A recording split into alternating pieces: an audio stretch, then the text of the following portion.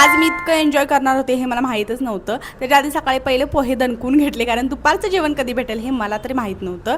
आणि आमचं प्लॅन ना बरेच म्हणजे वेळा सक्सेस होत नाहीत, म्हणून आम्ही काही प्लॅन वगैरे केलं नाही आठवडाभर. आणि रात्रीच आम्ही ठरवलं आणि सकाळचं मस्त फिरायला निघालो. आणि असं ठरवलं तिथंच आपण जेवण वगैरे करू, तिथंच खाऊन, तिथंच मस्त असं मस्ती वगैरे करू असं ठरवलं रात्रीचं. आणि त्या लोकेशनवर आम्ही पोहोचलो फायनली. आणि हे लोकेशन बऱ्याच जणांना माहीत असेल, कारण हे लोणावळ्याचे जे लोक फिरायला येतात ना ते ह्याच लोकेशनवर जास्त करून येतात.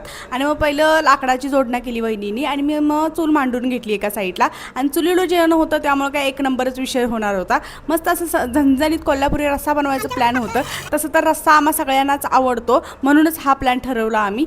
पहिला रस्सा टेस्ट वगैरे वहिनीने करून बघितलं की मीठ आहे की नाही. आणि मग त्यानंतर आम्ही गेलो पाण्यात खेळायला. आम्हाला काय पोहायला वगैरे येत नव्हतं, म्हणून बाहेरच आम्ही खेळलो. आणि त्यानंतर मग दमून भागून जेवण वगैरे केलं. आणि त्यानंतर मग क्रिकेट खेळून घरी यायला निघालो. आणि असा काहीसा संडे घालवला. चला बाय.